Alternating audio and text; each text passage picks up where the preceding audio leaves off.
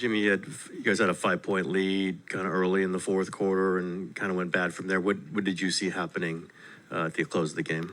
We probably just didn't get the shots that we wanted to get and turn the ball over a few times, didn't get back. Didn't contest shots, didn't take the three out the game, and then that was it.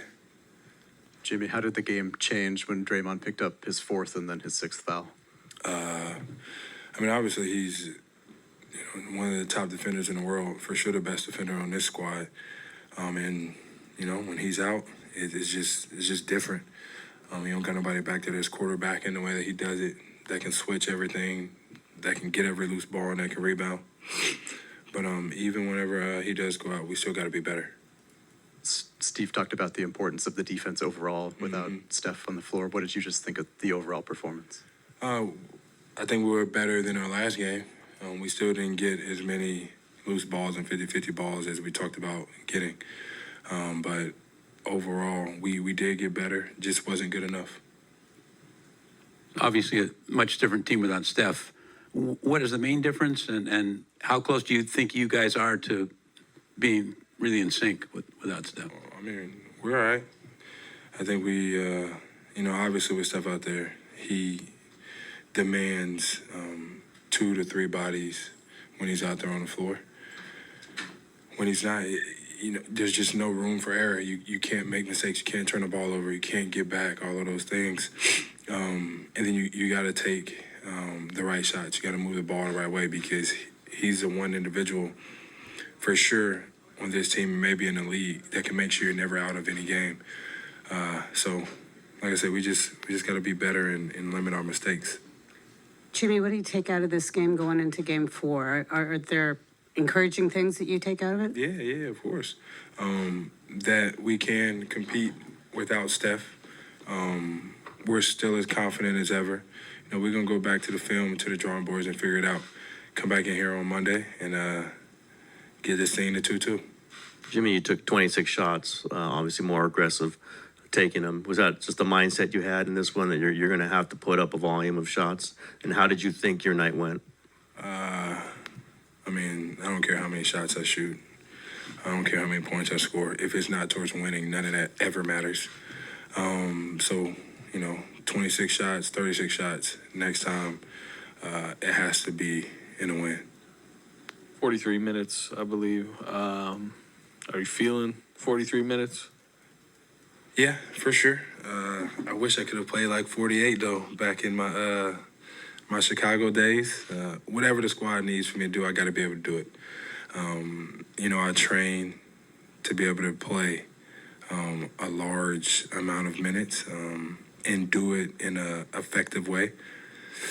But I got all the trust in Steve and the coaching staff and everybody else to make sure that I'm going to be ready. So 43 it is, 43 we got. How much of this do you have to take the Steph out of your mind as far as just think about this series without him, or how much of you is thinking get a win to make sure, we can try to get him back? It's always get a win.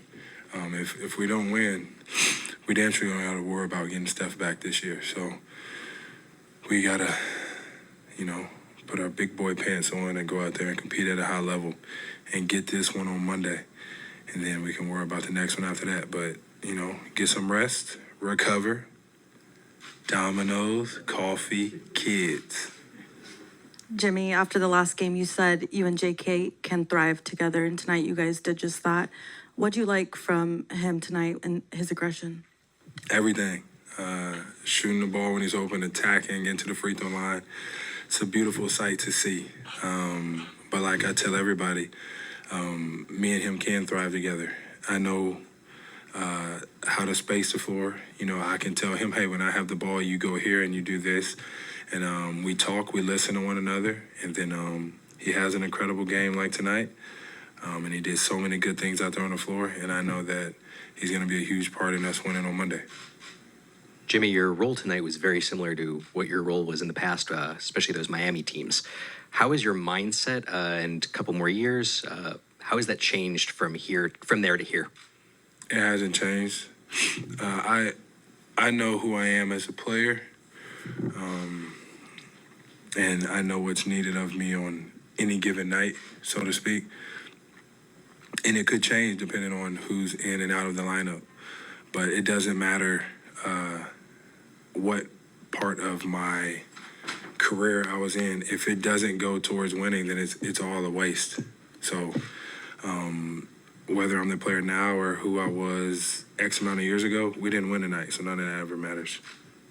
Jimmy, what do you expect the desperation and the urgency to feel like on Monday when you guys are back on the floor here? We straight. I'm not going to tell my guys to be desperate or is any more urgent than anything. You go out there and you play basketball and you hoop and you leave all the noise up to myself, to Dre, to Steph, and to the coaching staff. You go out there and you do exactly what you're doing. You're doing great. The guys know that. Jimmy, how would you describe the challenges of of scoring against a team like Minnesota with so many long, athletic guys in the way? Yeah, scoring is never the problem. You know, I think 97 can win in the playoffs. It's us on the other end. We got to stop them from scoring. We got to not turn the ball over. We got to get back. I definitely think that we can score with the best of them, but we got to be able to guard with the best of them as well. Great. Perfect.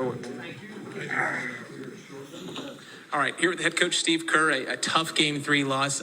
I noticed in the first and second quarters, you closed the quarter strong, and then the fourth, it's nip and tuck. What was the key sequence in your mind down the fourth? I thought there was a swing where Jimmy had a shot at the rim. I thought he got fouled, but no call. And then they got an offensive rebound at the other end, and Reed made a corner 3. That felt like the key momentum shift in the fourth, and where we lost our control of the game. I thought their offensive rebounding was really important. They scored 26 points off 13 offensive boards, and I thought that was the difference in the game overall. Well, you guys didn't make a 3 in the first half, but then found some rhythm in the third quarter, specifically, I think 6 of 11. What was the key to kind of getting loose there in the third? The game is going to have some swifts, some swings and shifts. And so first half we had some decent looks, didn't make it anything, but second half the game opened up a little bit. So there's always going to be, kind of ebbs and flows with 3-point shooting. Obviously, offensively, you're taking Butler and Kuminga. I heard you say Kuminga had the game of his life. Just talk about those two guys and what they provided offensively for you. They were both awesome. Jimmy really controlled the game, and then we clearly needed JK's points, and he attacked, he knocked down shots, made some really good cuts, on the interior, and got some buckets of the hoop. So both guys played great. We were right there. We just got to bounce back on Monday. And what kind of energy and desperation do you expect your team to come out with on Monday? We'll have plenty of that. I'm not worried about that. Our guys are connected. They're competitors, and we'll bring it on Monday. All right, thank you so much for your time, Steve. Thanks a lot. Larry, listen to